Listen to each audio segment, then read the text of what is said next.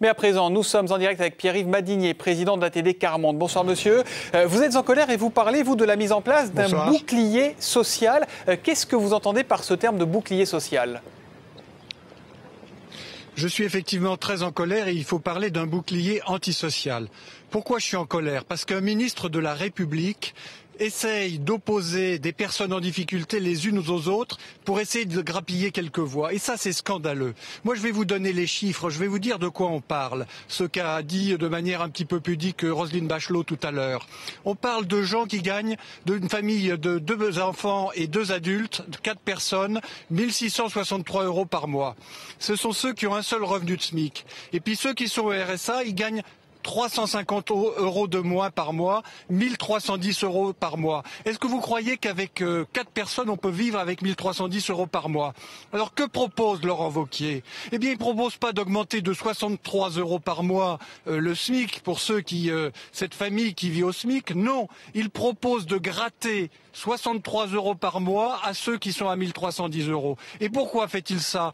Est-ce que ça va rendre la situation de ceux qui sont au SMIC plus favorable? Bien sûr que non.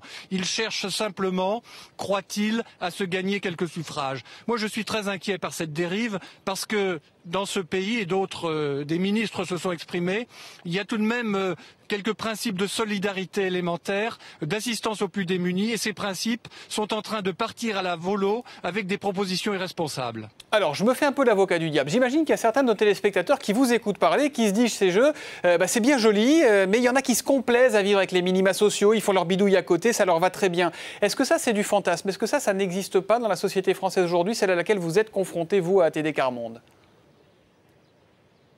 Ce que nous voyons aujourd'hui, c'est que la grande aspiration des gens, c'est le travail. Et de ce point de vue-là, la mesure des 5 heures par semaine est proprement scandaleuse. C'est-à-dire qu'au lieu de faire du travail une valeur, et toutes les personnes pauvres disent « nous, on veut travailler », quelquefois on a beaucoup de difficultés, on n'est pas formé, on est bien d'accord, il faut travailler sur ce sujet. Mais au lieu de ça, on fait du travail une espèce de punition. Vous avez des minima sociaux, on va vous punir, on va vous donner 5 heures de travail dont on ne sait absolument rien, qui peut-être se substituera à du travail peu qualifié, mais qui est fait par des gens qui sont salariés. Enfin, c'est n'importe quoi. Et ça ne peut pas aider ces personnes à se réinsérer, ces 5 heures au contact des autres, quand on est isolé, qu'on est au RSA, qu'on n'a pas forcément de contact avec le reste de la société?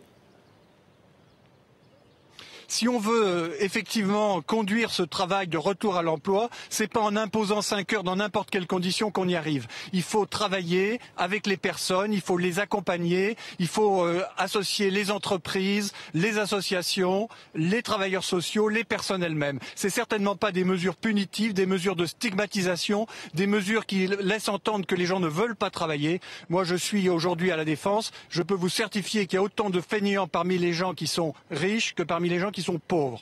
Merci, monsieur Pierre-Yves Madinier, président d'ATD Quart-Monde. On a entendu votre indignation sur ce que vous appelez ce bouclier antisocial.